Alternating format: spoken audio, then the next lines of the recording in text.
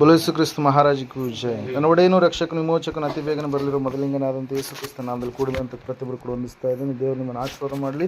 ಈ ಸಮಯದಲ್ಲಿ ನಮ್ಮ ಬಲಗೈನ ಮೇಲೆ ಕೆತ್ತನೆ ಈ ವಾಕ್ಯವನ್ನು ಅರಿಕೆ ಮಾಡೋಣ. ಯೆಹೋವನು ಒಳ್ಳೆಯವನು, ಆತನ ಕೃಪೆಯು ಶಾಶ್ವತವಾಗಿರುವುದು. ಯೆಹೋವನು ಒಳ್ಳೆಯವನು, ಆತನ ಕೃಪೆಯು ಶಾಶ್ವತವಾಗಿರುವುದು. ಯೆಹೋವನು ಒಳ್ಳೆಯವನು, ಆತನ ಕೃಪೆಯು ಶಾಶ್ವತವಾಗಿರುವುದು. Amen, amen, amen. Hallelujah, praise lord. ಈ ಸಮಯದಲ್ಲಿ ನಾವು ನೇರವಾಗಿ ದೇವರ ವಾಕ್ಯದ ಕಡೆಗೆ ಹೋಗೋಣ. ಕೀರ್ತನೆಗಳ ಪುಸ್ತಕದಲ್ಲಿರ್ತಕ್ಕಂಥ ಒಂದು ವಿಷಯವನ್ನು, ಸಂಗತಿಯನ್ನು ಈ ಸಮಯದಲ್ಲಿ ನಾವು ಧ್ಯಾನ ಮಾಡೋಣ. 103ನೇ ಕೀರ್ತನೆಯಲ್ಲಿರ್ತಕ್ಕಂಥ ಸಂಗತಿಯನ್ನು ಈ ಸಮಯದಲ್ಲಿ ನಾವು ಧ್ಯಾನ ಮಾಡೋಣ.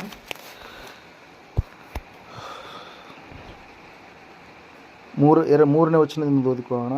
ಆತನು ನಿನ್ನ ಎಲ್ಲ ಅಪರಾಧಗಳನ್ನು ಕ್ಷಮಿಸುವವನು, ಸಮಸ್ತ ರೋಗಗಳನ್ನು ವಾಸಿ ಮಾಡುವವನು, ನಿನ್ನ ಜೀವವನ್ನು ನಾಶದಿಂದ ತಪ್ಪಿಸುವವನು, ಪ್ರೀತಿ ಕೃಪೆಗಳೆಂಬ ಕಿರೀಟದಿಂದ ನಿನ್ನನ್ನು ಶೃಂಗರಿಸುವವನು ಆಗಿದ್ದಾನೆ. ಶ್ರೇಷ್ಠ ವರಗಳಿಂದ ನಿನ್ನ ಆಸೆಯನ್ನು ಪೂರ್ತಿಗೊಳಿಸುತ್ತಾನೆ. ಹದ್ದಿಗೆ ಬರುವಂತೆಯೇ ನಿನಗೆ ಯೌವನವನ್ನು ಬರಮಾಡುತ್ತಾನೆ ಎಂಬುದಾಗಿ. Hallelujah, praise Lord. ಇಲ್ಲಿ ದೇವರ ವಾಕ್ಯ, ದೇವರ ಮಾತು ಏನಂತಂದರೆ, ದೇವರು ನಮ್ಮ ಮೇಲೆ ಇರತಕ್ಕಂಥ ಎಲ್ಲ ತಪ್ಪುಗಳನ್ನು, ಅಪರಾಧಗಳನ್ನು, ಶಾಪಗಳನ್ನು ಆತನು ಕ್ಷಮಿಸುವಂಥ ದೇವರಾಗಿದ್ದಾನೆ. ಮುಖ್ಯವಾಗಿ ದೇವರ ಮುಖ್ಯವಾಗಿರ್ತಕ್ಕಂಥ ಲಕ್ಷಣಗಳು ಇಲ್ಲಿ ದಾವೀದನ ಕೀರ್ತನೆಯಲ್ಲಿ ನಮಗೇನಾಗ್ತಾ ಇದೆ ಪ್ರಿಯರೇ, ಕಾಣಸಿಗ್ತಾ ಇದೆ. ಕ್ಷಮಿಸುವಂಥ ಅಧಿಕಾರ, ಮನುಷ್ಯರನ್ನು ಕ್ಷಮಿಸುವಂಥ ಅಧಿಕಾರ ಈ ಭೂಮಂಡಲದ ಮೇಲೆ ಯಾರಿಗೂ ಕೂಡ ಇಲ್ಲ. ಮನುಷ್ಯರ ಅಪರಾಧಗಳು ಎಷ್ಟು ಇದ್ದರೂ ಕೂಡ ಆ ಅಪರಾಧಗಳನ್ನು ಕ್ಷಮಿಸುವಂಥ ದೇವರು ನಮ್ಮ ದೇವರು ಆಗಿದ್ದಾನೆ. ನಾವು ತಿಳಿಯಲಾರದೆಯೋ ತಿಳಿದು ಮಾಡುವಂಥ ಕೆಲವೊಂದು ತಪ್ಪುಗಳು, ಆ ತಪ್ಪುಗಳು ನಾವು ಮಾಡಿದಾಗ ದೇವರ ಸನ್ನಿಧಾನದಲ್ಲಿ ನಾವು ಪಶ್ಚಾತ್ತಾಪ ಪಟ್ಟಂಥ ಸಮಯದಲ್ಲಿ, ದೇವರ ಮುಂದೆ ಕ್ಷಮಾಪಣೆಯನ್ನು ಬೇಡಿದಂಥ ಸಮಯದಲ್ಲಿ ಆ ದೇವರು ನಮ್ಮ ಅಪರಾಧ ಪಾಪಗಳನ್ನು ಏನು ಮಾಡ್ತಾನೆ, ಕ್ಷಮಿಸುವಂಥ ದೇವರಾಗಿದ್ದಾನೆ ಪ್ರಿಯರೇ. Hallelujah, praise Lord. ದೇವರು ವಾಕ್ಯ ಹೇಳ್ತಾ ಇದೆ, ಸತ್ಯವೇದ ಹೇಳ್ತಾ ಇದೆ, ಆತನು ನಿನಗೆ ಕ್ಷಮಾಪಣೆಯನ್ನು ಕೊಡುವಂಥ ದೇವರಾಗಿದ್ದಾನೆ. ನಿನ್ನ ಜೀವಿತದಲ್ಲಿ ಕ್ಷಮಾಪಣೆ ಹೊಂದಿಕೊಳ್ಳುವಂಥದ್ದು ಬಹಳ ಮುಖ್ಯವಾಗಿರ್ತಕ್ಕಂಥ, ಅತ್ಯಮೂಲ್ಯವಾಗಿರ್ತಕ್ಕಂಥ ಕಾರ್ಯವಾಗಿದೆ ಪ್ರಿಯರೇ. ಕ್ಷಮಾಪಣೆಯನ್ನು ಪ್ರತಿಯೊಬ್ಬ ಮನುಷ್ಯನು ದೇವರಿಂದ ಹೊಂದಿಕೊಳ್ಳಲೇಬೇಕು. ಕ್ಷಮಾಪಣೆಯನ್ನು ಹೊಂದಿಕೊಳ್ಳಲಾರದೆ ನಾವು ಕ್ಷೇಮವನ್ನು ಹೊಂದಿಕೊಳ್ಳೋದಕ್ಕೆ ಸಾಧ್ಯ ಇಲ್ಲ. ಕ್ಷಮಾಪಣೆಯನ್ನು ಹೊಂದಿಕೊಳ್ಳಲಾರದೆ ನಾವು ಪರಲೋಕ ಸೇರೋದಕ್ಕೆ ಸಾಧ್ಯ ಇಲ್ಲ. ದೇವರ ಕ್ಷಮಾಪಣೆಯನ್ನು ಹೊಂದಲಾರದೆ ನಾವು ಉದ್ಧಾರವಾಗುವುದಕ್ಕೂ ಕೂಡ ಸಾಧ್ಯ ಇಲ್ಲ. ನಮ್ಮ ಜೀವಿತದಲ್ಲಿ ದೇವರ ಕ್ಷಮಾಗುಣವನ್ನು ನಾವು ಅನುಭವಿಸುವವರಾಗಬೇಕು. ನಮ್ಮ ಜೀವಿತದಲ್ಲಿ ನಾವು ಮಾಡಿರ್ತಕ್ಕಂಥ ತಪ್ಪುಗಳ ವಿಷಯವಾಗಿ ಅವುಗಳನ್ನು ದೇವರ ಸನ್ನಿಧಾನದಲ್ಲಿ ನಾವು ಒಪ್ಪಿಕೊಂಡ್ರೆ ಆ ದೇವರು ಏನು ಮಾಡ್ತಾನಂತೆ, ನಮ್ಮ ಮೇಲೆ ಕರುಣೆ ತೋರಿಸಿ ಅವುಗಳ ವಿಷಯದಲ್ಲಿ ಆತನ ಏನು ಮಾಡ್ತಾನಂತೆ, ನಮ್ಮ ಮೇಲೆ ಕ್ಷಮಾಪಣೆಯನ್ನು ದಯಪಾಲಿಸ್ತಾನೆ ಪ್ರಿಯರೇ. ಆತನ ಎಂತಹ ದೇವರು ಅಂತಂದರೆ, ನಮ್ಮ ದ್ರೋಹಗಳನ್ನು ಯಾವ ರೀತಿಯಾಗಿ ಮಾಡುವಂಥ ದೇವರು ಅಂತಂದರೆ, 103ನೇ ಕೀರ್ತನೆ 12ನೇ ವಚನದಲ್ಲಿ ನಾವು ನೋಡ್ತಾ ಇದ್ದೇವೆ, ಪೂರ್ವಕ್ಕೂ ಪಶ್ಚಿಮಕ್ಕೂ ಎಷ್ಟು ದೂರವು ನಮ್ಮ ದ್ರೋಹಗಳನ್ನು ನಮ್ಮಿಂದ ತೆಗೆದು ಅಷ್ಟು ದೂರ ಮಾಡಿದಂಥ ದೇವರು. ಪೂರ್ವಕ್ಕೆ ಪಶ್ಚಿಮಕ್ಕೆ ಅಳತೆ ಮಾಡೋಕ್ಕಾಗತ್ರಿ? ಹಲ್ಲೆಲೂಯಾ. ಮನೆಯನ್ನು ಅಳತೆ ಮಾಡ್ಬೋದು, ಹೊಲವನ್ನು ಅಳತೆ ಮಾಡ್ಬೋದು, ನಮಗಿರ್ತಕ್ಕಂಥ ಪ್ಲಾಟ್ಗಳನ್ನು ನಾವು ಅಳತೆ ಮಾಡ್ಬೋದು. ಆದರೆ ಪೂರ್ವಕ್ಕೆ ಪಶ್ಚಿಮಕ್ಕೆ ಇರ್ತಕ್ಕಂಥ ದೂರವನ್ನು ನಾವು ಅಳತೆ ಮಾಡೋದಕ್ಕೆ ಅಸಾಧ್ಯ. ಆದರೆ ದೇವ್ರ ವಾಕ್ಯ ಹೇಳ್ತಾ ಇದೆ, ಅಂತಹ ದೇವ್ರಂತೆ ನಮ್ಮ ದೇವ್ರು. ಎಂಥ ದೇವ್ರಿ? ಪೂರ್ವಕ್ಕೂ ಪಶ್ಚಿಮಕ್ಕೂ ಯಾವ ರೀತಿಯಾಗಿ ಅಳತೆ ಮಾಡೋದಕ್ಕೆ ಸಾಧ್ಯ ಇಲ್ವೋ ಅಷ್ಟು ರೀತಿಯಲ್ಲಿ ಆತನ ಏನು ಮಾಡ್ತಾನೆ, ನಮ್ಮ ದ್ರೋಹಗಳನ್ನು, ನಮ್ಮ ಪಾಪಗಳನ್ನು, ನಮ್ಮ ಅಪರಾಧಗಳನ್ನು ತೆಗೆದು ಏನು ಮಾಡ್ತಾ ಇದ್ದಾನೆ, ದೂರ ಮಾಡಿದ್ದಾನೆ ಪ್ರಿಯರು. ಅದಕ್ಕಾಗಿ ನಾವು ದೇವರ ಕ್ಷಮಾಪಣೆ ಕೆಳಗಡೆ ಬರಬೇಕು. ದೇವರು ಕ್ಷಮಿಸಿದ ಈ ಲೋಕಕ್ಕೆ ಬಂದಂಥ ಸಮಯದಲ್ಲಿ ಆತನ ಅನೇಕರನ್ನು ಕ್ಷಮಿಸಿದ. ಮಗನೇ, ನಿನ್ನ ಪಾಪಗಳು ಏನಾಗಿದ್ದಾವೆ, ಕ್ಷಮಿಸಲ್ಪಟ್ಟಿದ್ದಾವೆ. ಅಮ್ಮ, ನಿನ್ನ ಪಾಪಗಳು ಕ್ಷಮಿಸಲ್ಪಟ್ಟಿದ್ದಾವೆ ಎಂಬುದಾಗಿ ಆತನ ಅನೇಕರಿಗೆ ತಿಳಿಸಿದಾಗ ಅವರ ಜೀವಿತದಲ್ಲಿ ಅತಿಶಯವನ್ನು ಅವ್ರು ಏನು ಮಾಡಿದರು, ಹೊಂದಿಕೊಂಡ್ರು ಪ್ರೇಯರ್. ಮುಖ್ಯವಾಗಿ ನಾವು ನೋಡ್ತಾ ಇದ್ದೇವೆ, ಆ ಒಂದು ಅಪರಾಧಗಳು ನಮ್ಮ ಜೀವಿತದಲ್ಲಿ ಅನಾರೋಗ್ಯವನ್ನು ಏನು ಮಾಡ್ತವೆ, ತಂದು ಹಾಕುವಂಥವುಗಳಾಗಿದ್ದಾವೆ. ಅಪರಾಧಗಳು ನಮ್ಮ ಜೀವಿತದಲ್ಲಿ ಬಂಧನಗಳ ಕಡೆಗೆ ನಮ್ಮನ್ನು ಸಿಲುಕಿಸುವಂಥವುಗಳಾಗಿದ್ದಾವೆ. ನಾವು ಮಾಡಿದಂಥ ತಪ್ಪುಗಳು, ಪಾಪಗಳು ನಮ್ಮನ್ನು ಬಲಹೀನತೆಯ ಕಡೆಗೆ ನಡೆಸುವಂಥದ್ದಾಗಿದೆ. ಅದಕ್ಕಾಗಿ ದೇವರ ವಾಕ್ಯ ಹೇಳ್ತದೆ, ಸತ್ಯವೇದ ಹೇಳ್ತಾ ಇದೆ, ದೇವರ ಕ್ಷಮಾಪಣೆ ಕೆಳಗಡೆ ಬರಬೇಕು. ದೇವರ ಒಂದು ಹಸ್ತದ ಕೆಳಗಡೆ ನಾವು ಬರುವಂಥವರಾಗಿ ಇರುವಾಗ, ಆ ಕ್ಷಮಾಪಣೆಯನ್ನು ಹೊಂದಿಕೊಳ್ಳುವಾಗ ಸತ್ಯವೇದ ಹೇಳ್ತಾ ಇದೆ ಪ್ರೇರೆ, ಆತನ ಸಮೀಪಕ್ಕೆ ನೀವು ಬಂದಾಗ ದೇವರು ಕೂಡ ನಿಮ್ಮ ಸಮೀಪಕ್ಕೆ ಬಂದು ಆತ ನಿಮ್ಮ ಸಮಸ್ತ ರೋಗಗಳನ್ನು ಏನು ಮಾಡ್ತಾನೆ, ಆತ ವಾಸಿ ಮಾಡ್ತಾನೆ. ನಿನ್ನ ಜೀವನದಲ್ಲಿ ಇರ್ತಕ್ಕಂಥ ಯಾವ ರೋಗಗಳು ನಿನ್ನನ್ನು ಕಾಡಿಸುವಂಥವುಗಳಾಗಿದ್ದವು, ಪೀಡಿಸುವಂಥವುಗಳಾಗಿದ್ದವು, ಆ ರೋಗಗಳೆಲ್ಲವನ್ನ ದೇವರು ಏನು ಮಾಡ್ತೀನಿ ಅಂತ ಹೇಳ್ತಾ ಇದ್ದಾನೆ, ವಾಸಿ ಮಾಡ್ತೀನಿ ಎಂಬುದಾಗಿ ಎಂಬುದಾಗಿ ಹೇಳಿದಾನ. ಮೊದಲನೇದಾಗಿ ನಮ್ಮ ತಪ್ಪುಗಳು ಏನಾಗಿದ್ದಾವೋ ದೇವರ ಮುಂದೆ ನಾವು ಯಥಾರ್ಥವಾಗಿ ಏನು ಮಾಡಬೇಕು, ಒಪ್ಪಿಕೊಳ್ಳಬೇಕು. ಆ ಅಪರಾಧಗಳು ಏನಾಗಿದ್ದಾವೋ ದೇವರು ಕ್ಷಮಿಸುವಂಥ ದೇವರ ಬಳಿಯಲ್ಲಿ, ದೇವರ ಸನ್ನಿಧಾನದಲ್ಲಿ ಸಂಪೂರ್ಣವಾಗಿ ನಾವು ಒಪ್ಪಿಕೊಂಡು ಅವುಗಳನ್ನು ಬಿಡುವಂಥವ್ರಾಗಬೇಕು ಪ್ರೇಯರ್. ಹೀಗೆ ಯೇಸುಸ್ವಾಮಿ ಬಳಿಗೆ, ಯೇಸುಸ್ವಾಮಿ ಸಮೀಪಕ್ಕೆ ಒಬ್ಬ ವ್ಯಕ್ತಿಯನ್ನು ಕರೆದುಕೊಂಡು ಬಂದರು ಪ್ರೇಯರೇ. ಆತನ ಅನೇಕ ವರ್ಷಗಳಿಂದ ದೇವರ ವಾಕ್ಯದಲ್ಲಿ ನಾವು ನೋಡ್ತಾ ಇದ್ದೆ, ಸತ್ಯವೇದ ಹೇಳ್ತಾ ಇದೆ, ರೋಗದಲ್ಲಿ ಆತನು ಬಿದ್ದಿರ್ತಕ್ಕಂಥ ವ್ಯಕ್ತಿಯಾಗಿದ್ದ. ಆತನಿಗೆ ಪಾರ್ಶ್ವವಾಯು ರೋಗ ಬಂದಂಥ ಸಮಯದಲ್ಲಿ ಆತನನ್ನು ಯೇಸು ಸ್ವಾಮಿ ಬಳಿಗೆ ಕರೆದುಕೊಂಡು ಬಂದರು. ಮನೆಯಲ್ಲಿ ಎಲ್ಲ ಜನರು ತುಂಬಿರುವಂಥ ಸಮಯದಲ್ಲಿ ಬಾಗಿಲಲ್ಲಿ ಒಳಗಡೆ ಬರೋದಕ್ಕೆ, ಯೇಸು ಸ್ವಾಮಿ ಬಳಿಗೆ ಬರೋದಕ್ಕೆ ಅವಕಾಶ ಇರಲಾರ್ದಾಗ ಅವರು ಮನೆಯ ಮೇಲ್ಚಾವಣಿಯನ್ನು ತೆಗೆದು ಯೇಸು ಸ್ವಾಮಿ ಕೆಳಗಡೆ ಅವರನ್ನು ಇಳಿದು ಬಿಟ್ಟಾಗ, ಆ ವ್ಯಕ್ತಿಯನ್ನು ಇಳಿದು ಬಿಟ್ಟಾದಾಗ ಅವರಲ್ಲಿರ್ತಕ್ಕಂಥ ನಂಬಿಕೆಯನ್ನು, ವಿಶ್ವಾಸವನ್ನು ನೋಡಿದಂಥ ಸ್ವಾಮಿ ಆ ವ್ಯಕ್ತಿ, ಯಾವ ವ್ಯಕ್ತಿ ಅನಾರೋಗ್ಯಕ್ಕೀಡಾಗಿದ್ನೋ, ಪಾರ್ಶ್ವವಾಯು ರೋಗದಿಂದ ಬಳಲುವಂಥ ವ್ಯಕ್ತಿಯಾಗಿದ್ನೋ, ಆ ವ್ಯಕ್ತಿಯನ್ನು ನೋಡಿ ಹೇಳ್ತಾ ಇದ್ದಾನೆ ಏನಂತೇಳಿ ಅಂತಂದರೆ, ನಿನ್ನ ಒಂದು ಪಾಪಗಳು ಏನಾಗಿದ್ದಾವೆ, ಕ್ಷಮಿಸಲ್ಪಟ್ಟಿದ್ದಾವೆ. ಹಲ್ಲೆಲೂಯಾ. ಇವತ್ತಿನ ದಿವಸ ಅನೇಕರ ಪಾಪಗಳು ಕ್ಷಮಿಸಲ್ಪಡಲಾರದೆ ಇರುವುದಕ್ಕಾಗಿ ಅವರು ಅನೇಕ ವಿಧದ ರೀತಿಯಲ್ಲಿ ವ್ಯಾಧಿಗಳಿಗೆ, ರೋಗಗಳಿಗೆ, ಬಾಧೆಗಳಿಗೆ, ಸಾಲಗಳಿಗೆ, ಭಯಂಕರವಾದಂಥ ಪರಿಸ್ಥಿತಿಗಳಿಗೆ ತುತ್ತಾಗಿ ಏನಾಗ್ತಾ ಇದ್ದಾರೆ ರೀ, ಶಾಪವನ್ನು ಅನುಭವಿಸ್ತಾ ಇದ್ದಾರೆ ಪ್ರೇಯರ್. ಅದಕ್ಕಾಗಿ ದೇವರು ಇವತ್ತಿನ ನಮ್ಮ ಸಂಗಡ ಮಾತಾಡ್ತಾ ಇದ್ದಾನೆ. ನಾನು ನಿನ್ನ ಅಪರಾಧಗಳನ್ನು ಕ್ಷಮಿಸ್ತೀನಿ, ನಾನು ನಿನ್ನ ತಪ್ಪುಗಳನ್ನು ಕ್ಷಮಿಸ್ತೀನಿ, ನಾನು ನಿನ್ನ ಪಾಪಗಳನ್ನು ಕ್ಷಮಿಸ್ತೀನಿ ಎಂಬುದಾಗಿ ದೇವರು ತನ್ನ ಮಾತನ್ನು ಹೇಳಿದಾಗ ನಾವು ನೋಡ್ತಾ ಇದ್ದ, ಆ ಮನೆ ಒಳಗಡೆ ಬರಬೇಕಾದ್ರೆ 4 ಜನರು ಆತನನ್ನು ಹೊತ್ತುಕೊಂಡು ಬಂದರು. ಮೇಲ್ಚಾವಣಿಯಿಂದ ಆತನನ್ನು ಯೇಸು ಸ್ವಾಮಿ ಮುಂದೆ ಇಳಿಸಿದ್ರು. ಆದರೆ ವಾಕ್ಯದಲ್ಲಿ ನಾವು ನೋಡ್ತಾ ಇದ್ದ ಪ್ರೇಯರೇ, ಆತನು ಎಂತಹ ಆಶೀರ್ವಾದವನ್ನು ಹೊಂದಿಕೊಂಡಂತಂದರೆ, ಸತ್ಯವೇದದಲ್ಲಿ ನಾವು ಮತ್ತಾಯನ ಬರೆದ ಸುವಾರ್ತೆ 9ನೇ ಅಧ್ಯಾಯ ತೆಗೆದಿದ್ದೇ ಆದರೆ ಅಲ್ಲಿ ವಾಕ್ಯ ಈ ರೀತಿಯಾಗಿ ಹೇಳ್ತಾ ಇದೆ. ಸತ್ಯವೇದ ಪುಸ್ತಕ 9ನೇ ಅಧ್ಯಾಯ ಮತ್ತಾಯನ ಬರೆದ ಸುವಾರ್ತೆ 2ನೇ ವಚನದಲ್ಲಿ ಬಿ ಪಾರ್ಟಲ್ಲಿ, ಯೇಸು ಅವರ ನಂಬಿಕೆಯನ್ನು ನೋಡಿ ಪಾರ್ಶ್ವವಾಯು ರೋಗಿಗೆ, ಮಗನೇ ಧೈರ್ಯವಾಗಿರು, ನಿನ್ನ ಪಾಪಗಳು ಕ್ಷಮಿಸಲ್ಪಟ್ಟಿವೆ ಎಂದು ಹೇಳಿದನು. ಹಲ್ಲೆಲೂಯಾ. ಆ ಸಮಯದಲ್ಲಿ ಯಾವಾಗ ಆ ಮಾತನ್ನು ಹೇಳಿದ ಅನೇಕ ಜನರು ಬೆಚ್ಚಿ ಬೆರಗಾಗ್ತಾ ಇದ್ದಾರೆ. ಮನುಷ್ಯರ ಪಾಪಗಳನ್ನು ಕ್ಷಮಿಸುವುದಕ್ಕೆ ದೇವರಿಗೆ ಮಾತ್ರ ಅಧಿಕಾರ ಉಂಟು, ಮನುಷ್ಯರ ಪಾಪಗಳನ್ನು ಕ್ಷಮಿಸುವುದಕ್ಕೆ ಈತನು ಯಾರು ಎಂಬುದಾಗಿ. ಹಲ್ಲೆಲೂಯಾ. Praise Lord. ಒಬ್ಬ ವ್ಯಕ್ತಿ ಮನುಷ್ಯರ ಪಾಪಗಳನ್ನು ಕ್ಷಮಿಸುವುದಕ್ಕೆ ಅಧಿಕಾರ ಉಳ್ಳವನಾಗಿದ್ದಾನಂದ್ರೆ ಆತನು ದೇವರೇ ಆಗಿದ್ದಾನೆ ಪ್ರೇಯರ್. ಅದಕ್ಕಾಗಿ ನಾವು ನೋಡ್ತಾ ಇದ್ದೇವೆ, ಅವ್ರು ಹೇಳ್ತಾ ಇದ್ದಾರೆ, ಇದು ದೇವದೂಷಣೆಯ ಮಾತೆಂಬುದಾಗಿ ತಮ್ಮೊಳಗೆ ಮಾತಾಡಿಕೊಳ್ಳುತ್ತಾ ದೇವರು ಮಾತ್ರ ಪಾಪಗಳನ್ನು ಕ್ಷಮಿಸಬಲ್ಲನೆಂಬುದಾಗಿ ಮಾತಾಡಿಕೊಳ್ತಾ ಇರಬೇಕಾದ್ರೆ ದೇವರವರ ಆಲೋಚನೆಗಳನ್ನು ಗಮನಿಸಿ ಅವರನ್ನ ಗದರಿಸಿ ಎಚ್ಚರಿಸಿ ಹೇಳ್ತಾ ಇದ್ರೆ ಏನಂತ ಹೇಳಂದ್ರೆ, ಆ ಪಾರ್ಶ್ವವಾಗಿ ರೋಗಿಯನ್ನು ನೋಡಿ ಹೇಳ್ತಾ ಇದ್ರೆ ಏನಂತ ಹೇಳಂದ್ರೆ, ಎದ್ದು ನಿನ್ನ ಹಾಸಿಗೆನ ಹೊತ್ತುಕೊಂಡು ಎತ್ತಿಕೊಂಡು ಮನೆಗೆ ಹೋಗು. ಹಲ್ಲೆಲೂಯಾ. ಮನೆಯಿಂದ ಬರಬೇಕಾದ್ರೆ 4 ಜನರು ನಾನು ಹೊತ್ತುಕೊಂಡು ಬಂದಿದ್ದಾರೆ, ಆದರೆ ಹೋಗಬೇಕಾದ್ರೆ ನಿನಗೆ ನಾನು ಕ್ಷಮಾಪಣೆಯನ್ನು ಕೊಟ್ಟಿದ್ದೇನೆ, ನಾನು ನಿನಗೆ ವಿಮೋಚನೆಯನ್ನು ಕೊಟ್ಟಿದ್ದೇನೆ, ನಾನು ನಿನಗೆ ಬಿಡುಗಡೆಯನ್ನು ಕೊಟ್ಟಿದ್ದೇನೆ, ನನ್ನ ಜೀವಿತದಲ್ಲಿ ಸಂಪೂರ್ಣವಾಗಿ ನಾನು ಆ ಒಂದು ಕಾರ್ಯದಿಂದ ನಿನಗೆ ವಿಮೋಚನೆಯನ್ನು ಕೊಟ್ಟಿದ್ದೇನೆ. ನೀನು ಏನು ಮಾಡಿ ಈ ಸಮಯದಲ್ಲಿ ನಿನ್ನ ಹಾಸಿಗೆನ ಎತ್ತಿಕೊಂಡು ಹೋಗು. ಪಾರ್ಶ್ವವಾಯು ರೋಗಿಗೆ ಹೆಂಗಿರ್ತೀರಿ, ಪಾರ್ಶ್ವವಾಯು ಬಂದವ್ರಿಗೆ ಹೆಂಗಿರ್ತವೆ, ದೇಹದ ಅವಯವಗಳು ಹೆಂಗಿರ್ತವೆ, ನಿರ್ಜೀವ ಸ್ಥಿತಿಗೆ ಹೋಗಿರ್ತವೆ ಪ್ರಿಯರೇ. ಹಲ್ಲೆಲೂಯಾ.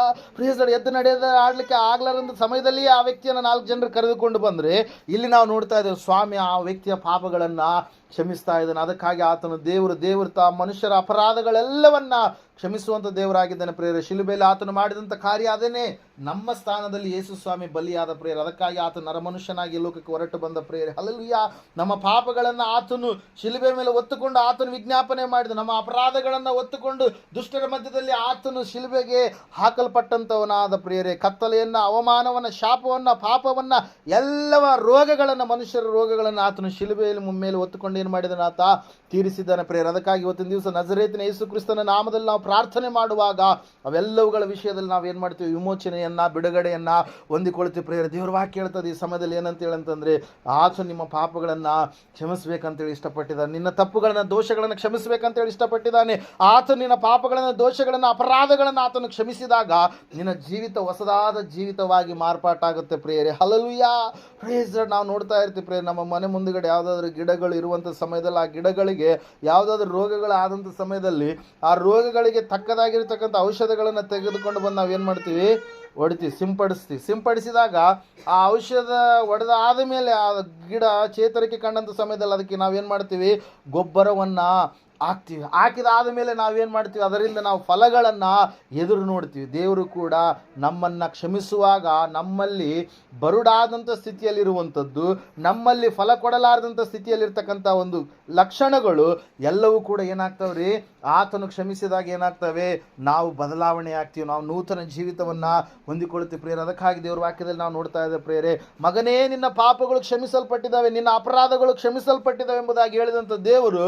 ಎರಡನೇದಾಗಿ ನಾವು ನೋಡ್ತಾ ಇದ್ದೇವೆ, ಆತನು ನಿನ್ನ ರೋಗಗಳನ್ನು ಕೂಡ ಆತನು ಏನು ಮಾಡ್ತಾನಂತೆ, ವಾಸ ಮಾಡ್ತಾನೆ ಪ್ರಿಯರೇ. ಹಲ್ಲೆಲೂಯಾ. ವಾಸಿ ಮಾಡಿ ಸಂಪೂರ್ಣ ಸ್ವಸ್ಥತೆಯನ್ನು ನಿನಗೆ ಒದಗಿಸಿ ಕೊಡ್ತೇನೆ ಎಂಬುದಾಗಿ ದೇವರು ಮಾತು ಕೊಟ್ಟಿದ್ದಾನೆ, ಭಾಷೆ ಕೊಟ್ಟಿದ್ದಾನೆ. ಅದರ ಮೇಲೆ ನಾವು ನಂಬಿಕೆ ಇಡಬೇಕು. ಅನೇಕರು ನಾವು ವಾಕ್ಯ ಕೇಳ್ತೀವಿ, ಆದರೆ ದೇವರ ವಾಕ್ಯದ ಮೇಲೆ ನಾವೇನು ಮಾಡಲ್ಲ, ನಂಬಿಕೆ ಇಡೋದಿಲ್ಲ. ದೇವ್ರ ವಾಕ್ಯ ಹೇಳ್ತಾ ಇದೆ ಏನಂತೇಳಿ, ನಾನು ನಿನ್ನ ಅಪರಾಧಗಳನ್ನು, ನಿನ್ನ ಪಾಪಗಳನ್ನು ಮತ್ತು ನಿನ್ನ ರೋಗಗಳನ್ನು ನಾನೇನು ಮಾಡ್ತೀನಿ, ನಾನು ಕ್ಷಮಿಸ್ತೀನಿ, ನಿನ್ನ ರೋಗಗಳನ್ನು ನಾನೇನು ಮಾಡ್ತೀನಿ, ವಾಸಿ ಮಾಡ್ತೀನಿ ಅಂತೇಳಿ ದೇವ್ರು ಹೇಳಿದರೆ, ನಾವು ಅದ್ರ ಮೇಲೆ ಏನು ಮಾಡಲ್ಲ, ಸಂಪೂರ್ಣವಾದ ನಂಬಿಕೆಯನ್ನು ಇರಿಸೋದಿಲ್ಲ, ನಿರೀಕ್ಷೆಯನ್ನು ಇರಿಸೋದಿಲ್ಲ. ದೇವರೇ ನೀನು ಸ್ವಸ್ಥ ಮಾಡ್ತೀನಿ ಅಂತೇಳಿ ಆತನ ಮೇಲೆ ಸಂಪೂರ್ಣವಾಗಿ ಆದುಕೊಂಡು ನಾವೇನು ಮಾಡಲ್ಲ, ಜೀವನ ಮಾಡಲ್ಲ ಪ್ರೇರೆ. ಆದರೆ ಇಲ್ಲಿ ನಾವು ನೋಡ್ತಾ ಇದ್ದೇವೆ ಪ್ರೇರೆ, ಯಾವ ಭಕ್ತರು ಆತನ ಮೇಲೆ ಆತುಕೊಂಡ್ರು ರೋಗದ ಸಮಯದಲ್ಲಿ ಖಂಡಿತವಾಗಿ ಆತನವರಿಗೆ ಏನು ಮಾಡಿದರಿ, ವಿಮೋಚನೆಯನ್ನು ಕೊಟ್ಟ, ಬಿಡುಗಡೆಯನ್ನು ಕೊಟ್ಟ. ಬಾದಲಿಯಲ್ಲಿ ಅನೇಕ ಸಾಕ್ಷಿಗಳನ್ನು ನೀವೇನು ಮಾಡಿರ್ತೀರಿ, ಕೇಳಿರ್ತೀರಿ ಪ್ರಿಯರೇ. ನಾವು ನಂಬುವಂಥದ್ದು ಬಹಳ ಅವಶ್ಯಕತೆ. ಹಲ್ಲೆಲೂಯಾ. ನಾವು ನಂಬಲಾರದೆ ಹೋದರೆ ದೇವರಿಂದ ಮೇಲುಗಳನ್ನು, ಆಶೀರ್ವಾದಗಳನ್ನು, ಮಹಾಭಾಗ್ಯಗಳನ್ನು ಹೊಂದಿಕೊಳ್ಳೋದಕ್ಕೆ ಸಾಧ್ಯ ಇಲ್ಲ. ನಾವು ದೇವರ ವಾಕ್ಯವನ್ನು ನಂಬಬೇಕು, ದೇವರನ್ನು ಮುಟ್ಟುತ್ತಾನೆ ಎಂಬುದಾಗಿ ನಂಬಬೇಕು. ನಾವು ಪ್ರಾರ್ಥಿಸಬೇಕು. ಮುಖ್ಯವಾಗಿ ಏನು ಮಾಡ್ಬೇಕ್ರಿ, ಅಯ್ಯೋರು ಪ್ರಾರ್ಥನೆ ಮಾಡುವಂಥದ್ದಲ್ಲಿ ಯಾರು ಪ್ರಾರ್ಥನೆ ಮಾಡಬೇಕು, ನಾವು ಪ್ರಾರ್ಥನೆ ಮಾಡಬೇಕು. ಏಸಪ್ಪ ನನ್ನನ್ನು ಮುಟ್ಟು ತಾಕು. ಮನುಷ್ಯರ ಸಂಗಡ ಯಾವ ರೀತಿಯಾಗಿ ನೀವು ಮಾತಾಡ್ತೀರೋ ಅದೇ ರೀತಿಯಾಗಿ ನಿನ್ನ ಮನೆಯಲ್ಲಿರುವಾಗ ನೀನು, ನಿನ್ನ ಹೊಲದಲ್ಲಿರುವಾಗ ನೀನು, ನಿನ್ನ ಕೆಲಸದಲ್ಲಿರುವಾಗ ನೀನು, ನಿನಗೆ ಸಮಯ ಸಿಕ್ಕಾಗ ನೀನು ಪ್ರಾರ್ಥನೆ ಮಾಡು. ದೇವ ನನ್ನನ್ನು ಕ್ಷಮಿಸು ಸ್ವಾಮಿ, ನಾನು ತಿಳಿಲಾರದು ಏನೆಲ್ಲ ತಪ್ಪುಗಳನ್ನು ಮಾಡಿದ್ದೇನಪ್ಪ, ಹಿಂದುಗಡೆ ತಿಳಿದು ಮಾಡಿದ್ದೇನೆ, ಕ್ಷಮಿಸು ಎಂಬುದಾಗಿ ಹೇಳಿ ನಿನ್ನ ಒಂದು ಸಮಸ್ಯೆ ಏನಿದೆಯೋ ಆತನ ಮುಂದೆ ಹೇಳಿಕೊಂಡು, ನೀನೇ ದೊಡ್ಡ ಆತನೆಂಬುದಾಗಿ, ನೀನೇ ಕ್ಷಮಿಸುವ ಆತನೆಂಬುದಾಗಿ, ನೀನೇ ರೋಗವನ್ನು ತೆಗೆದು ಹಾಕುವ ಆತನೆಂಬುದಾಗಿ ಆತನ ಮುಂದೆ ನಾವು ಸಂಪೂರ್ಣವಾಗಿ ನಮ್ಮನ್ನು ನಾವು ತಗ್ಗಿಸಿಕೊಂಡು ಪ್ರಾರ್ಥಿಸಿದಾಗ ವಾಕ್ಯ ಹೇಳುತ್ತೆ ಪ್ರೇರೆ ಏನಂತ ಹೇಳಂದರೆ, ನನ್ನ ನಾಮದಲ್ಲಿ ನೀವೇನಾದರೂ ಬೇಡಿಕೊಂಡ್ರೆ ನಾನು ಅದನ್ನು ಏನು ಮಾಡ್ತೀನಿ, ನೆರವೇರಿಸ್ತೇನೆ ಎಂಬುದಾಗಿ. ಹಲ್ಲೆಲೂಯಾ. Praise Lord. ವಾಕ್ಯದಲ್ಲಿ ನಾವು ನೋಡ್ತಾ ಇದ್ದೆ, ಸತ್ಯವೇದ ಹೇಳ್ತಾ ಇದೆ, ತಟ್ಟಿ ನಮ್ಮನ್ನು ಎಬ್ಬಿಸ್ತಾ ಇದೆ, ಎಚ್ಚರಪಡಿಸ್ತಾ ಇದೆ. ಇವತ್ತು ನೀನು ಪ್ರಾರ್ಥಿಸುವುದೇ ಆದರೆ ನಿನ್ನ ರೋಗದ ಮೇಲೆ ದೇವರು ನಿನಗೆ ಜಯವನ್ನು ಕೊಡ್ತಾನೆ, ನಿನ್ನ ಸಮಸ್ಯೆಯ ಮೇಲೆ ದೇವರು ನಿನಗೆ ಜಯವನ್ನು ಕೊಡ್ತಾನೆ. ನಿನ್ನ ಒಂದು ಸಮಸ್ಯೆಗಳಲ್ಲಿ ನೀನು ಬಳಲಿ ಹೋದಂಥ ಸಮಯದಲ್ಲಿ, ಬೆಂಡಾದಂಥ ಸಮಯದಲ್ಲಿ, ಬಲಹೀನತೆ ಕಡೆಗೆ ಹೋದಂಥ ಸಮಯದಲ್ಲಿ ನೀನು ಚೇತರಿಸಿಕೊಳ್ಬೇಕಾದ್ರೆ ಮುಖ್ಯವಾಗಿ ನೀನು ದೇವರ ಸಂಗಡ ಮಾತಾಡಬೇಕು. ನೀನು ಪ್ರಾರ್ಥಿಸುವಂಥ ವ್ಯಕ್ತಿ ಆಗಬೇಕು. ಪ್ರಾರ್ಥಿಸಿದಂಥವ್ರು ಯಾರು ಕೂಡ ಅವರಿವರು ಮುಂದೆ ಹೋಗಿ ಅವ್ರು ಏನಾಗಿಲ್ಲ, ಫಲಹೀನತೆ ಕಡೆಗೆ ಹೋಗಿಲ್ಲ, ಮನುಷ್ಯರ ಮುಂದೆ ಅವರು ಬೇಡುವಂಥವರಾಗಿಲ್ಲ. ಯಾರು ದೇವ್ರ ಮುಂದೆ ಮಾಡ್ತಾರೋ ದೇವರು ಅವ್ರಿಗೆ ಇನ್ನೊಬ್ಬರಿಗೆ ಕೈ ಚಾಚಿ ಕೊಡುವಂಥ ರೀತಿಯಲ್ಲಿ ಏನು ಮಾಡ್ತಾನೆ, ಅವರನ್ನು ಆಶೀರ್ವಾದ ಮಾಡ್ತಾನೆ ಪ್ರಿಯರೇ. ಹಲ್ಲೆಲೂಯಾ. ದೇವ್ರ ವಾಕ್ಯ ಹೇಳ್ತಾ ಇದೆ, ಸತ್ಯವೇದ ಹೇಳ್ತಾ ಇದೆ ಸ್ಪಷ್ಟವಾಗಿ ಪ್ರಿಯರೇ, ಇವತ್ತು ದೇವರು ನಿನ್ನ ಅಪರಾಧಗಳನ್ನು ಕ್ಷಮಿಸುವಂಥದ್ದು ಮಾತ್ರವಲ್ಲ, ಆತನು ನಿನ್ನ ರೋಗಗಳನ್ನು ಏನು ಮಾಡ್ತಾನೆ, ವಾಸಿ ಮಾಡ್ತಾನೆ. ನಿನ್ನ ರೋಗಗಳು, ಯಾವ ಒಂದು ರೋಗ ಇವತ್ತು ನಿನ್ನಲ್ಲಿ ಆಳ್ವಿಕೆ ಮಾಡ್ತಾ ಇದೆಯೋ, ಯಾವ ಒಂದು ಬಾಧೆ ನಿನ್ನನ್ನು ಆಳ್ವಿಕೆ ಮಾಡ್ತಾ ಇದೆಯೋ, ನಿನ್ನನ್ನು ಉಂಟು ಮಾಡಿದಂಥ ದೇವರ ಬಳಿಗೆ ನೀನು ಬಂದಿದೆಯಾ, ನಿನ್ನ ಅವಯವಗಳಲ್ಲಿ ಒಂದನ್ನು ಕೂಡ, ಈ ಒಂದು ಕೂದಲುಗಳನ್ನು ಕೂಡ ಬೆಳ್ಳಗೆ ಮಾಡಿಕೊಳ್ಳಲಾರ್ದಂಥ ಸ್ಥಿತಿ, ಕರ್ರಗೆ ಮಾಡಿಕೊಳ್ಳಲಾರ್ದಂಥ ಸ್ಥಿತಿ ಪ್ರೇರೆ. ನೀವು ಅನ್ಕೊಳ್ಬೋದು, ಇವಾಗೆಲ್ಲ ದೈ ಬಂದವರು ಅವೆಲ್ಲ ಹೊಡ್ಕೊಂತಾರೆ, ಬಿಳಿ ಇದ್ದಾರೆ ಕರ್ರಗೆ ಮಾಡ್ಕೊಂತಾರೆ, ಕರ್ರಗಿದ್ದಾರೆ ಬೆಳ್ಳಗೆ ಮಾಡ್ಕೊಂತಾರೆ, ಕೆಂಪಗೆ ಮಾಡ್ಕೊಂತಾರೆ. ಆದರೆ ಸ್ವಲ್ಪ ಹೊತ್ತಿಗೆ ಮತ್ತೆ ಅದು ಏನಾಗುತ್ತೆ, ಬದಲಾವಣೆ ಆಗುತ್ತೆ. ಆದರೆ ದೇವರ ವಾಕ್ಯದಲ್ಲಿ ನಾವು ನೋಡ್ತಾ ಇದ್ದೇವೆ, ಆ ಬಹಳ ಗುಬ್ಬಿಗಳಿಗಿಂತ ನೀವೇನಾಗಿದ್ದೀರಿ, ಹೆಚ್ಚಿನವರಾಗಿದ್ದೀರಿ. ನಿಮ್ಮ ತಲೆಯ ಒಂದು ಕೂದಲು ಕೂಡ ನಾಶವಾಗುವುದಿಲ್ಲ. ಹಂಗ ದೇವರು ನಮ್ಮನ್ನು ಏನು ಮಾಡ್ತಾನಂತೆ, ಕಾಪಾಡ್ತಾನೆ ಪ್ರಿಯರ. ಅಂತಹ ಒಳ್ಳೆ ದೇವರು ನಮಗೆ ಸಿಕ್ಕಿರುವಂಥದ್ದು ನಮ್ಮ ಮಹಾ ಭಾಗ್ಯ ಪ್ರಿಯರ. ಅದಕ್ಕಾಗಿ ಆ ದೇವರು ಮಾತಾಡ್ತಾ ಇದ್ದಾರೆ ಏನಂತೇಳಿ ಅಂದರೆ, ಸಮಸ್ತ ರೋಗಗಳನ್ನು ನಾನೇನು ಮಾಡ್ತೀನಿ, ವಾಸಿ ಮಾಡ್ತೀನಿ. ಸಮಸ್ತ ರೋಗಗಳು, ಆ ರೋಗಗಳ ಕುರಿತಾಗಿ ನೀನು ದೇವರ ಸನ್ನಿಧಾನದಲ್ಲಿ ನೀನು ಮೊರೆ ಇಡಬೇಕು, ದೇವರ ಸನ್ನಿಧಾನದಲ್ಲಿ ನೀನು ಪ್ರಾರ್ಥಿಸಬೇಕು. ಪ್ರಾರ್ಥಿಸಿದಾಗ ಅದರಿಂದ ನೀನು ಮೇಲನ್ನು, ಬದಲಾವಣೆಯನ್ನು, ಬಿಡುಗಡೆಯನ್ನು ಹೊಂದಿಕೊಳ್ಳೋದಕ್ಕೆ ಸಾಧ್ಯವಾಗುತ್ತೆ ಪ್ರೇರೆ. ಯೇಸು ಸ್ವಾಮಿಯನ್ನು ಹೋಗ್ತಾ ಇರಬೇಕಾದ್ರೆ ಅನೇಕರ ಆತನ ಹೆಸರೆತ್ತಿ ಕೂಗಿ ಕರೆದು ಆತನ ಬಳಿಗೆ ಬಂದು ಅವರು ವಿಮೋಚನೆಯನ್ನು, ಅದ್ಭುತವನ್ನು ಹೊಂದಿಕೊಂಡ್ರು. ಅನೇಕರು ಆತನನ್ನು ಹುಡುಕಿಕೊಂಡು ಬಂದರು. ಕೆಲವೊಂದು ಸಂದರ್ಭದಲ್ಲಿ ಯೇಸು ಸ್ವಾಮಿ ಆ ಸ್ಥಳಕ್ಕೆ ಹೋದಾಗ ಆತನು ಅವರನ್ನು ಹುಡುಕಿಕೊಂಡು ಹೋಗಿ ಅನೇಕರಿಗೆ ಆತನ ಏನು ಮಾಡಿದ, ಸ್ವಸ್ಥ ಮಾಡಿದ ಪ್ರೇರೆ. ದೆವ್ವಗಳು ಅನೇಕರಿಂದ ಬಿಟ್ಟು ಹೋದವು, ದುರಾತ್ಮ ಶಕ್ತಿಗಳು ಅನೇಕರಿಂದ ಬಿಡುಗಡೆ ಹೊಂದಿಕೊಂಡು ಅವರು ಸಂಪೂರ್ಣ ಸ್ವಸ್ಥವುಳ್ಳ ಮನುಷ್ಯರಾಗಿ ಅವರು ಜೀವಿಸಿದರು. ರೋಗಗಳಿಂದ ಬಳಲಿದಂಥ ಎಷ್ಟೋ ಜನರು ಯೇಸು ಸ್ವಾಮಿ ಬಳಿಗೆ ಬಂದಂಥ ಸಮಯದಲ್ಲಿ ಆತನು ಎಲ್ಲವನ್ನ ಚೆನ್ನಾಗಿ ಮಾಡುತ್ತಾನೆ ಎಂಬುದಾಗಿ ಆ ಜನರು ಮಾತಾಡಿಕೊಂಡ್ರು ಪ್ರೇರೆ. ಕಾರಣ ಒಂದೇ, ಆತನು ಅವರೆಲ್ಲ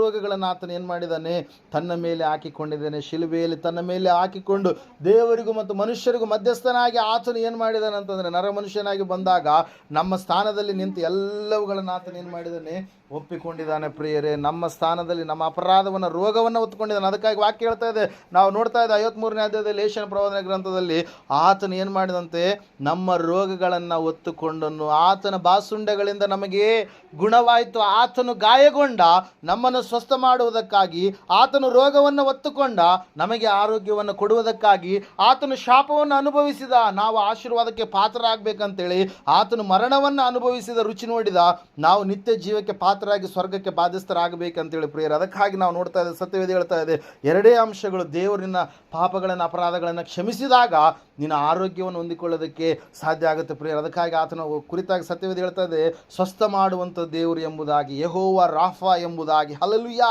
ನಿನ್ನನ್ನು ಸ್ವಸ್ಥಪಡಿಸುವಂಥ ದೇವರಾಗಿದ್ದಾನೆ, ನಿನ್ನನ್ನು ರಕ್ಷಿಸುವಂಥ ದೇವರಾಗಿದ್ದಾನೆ.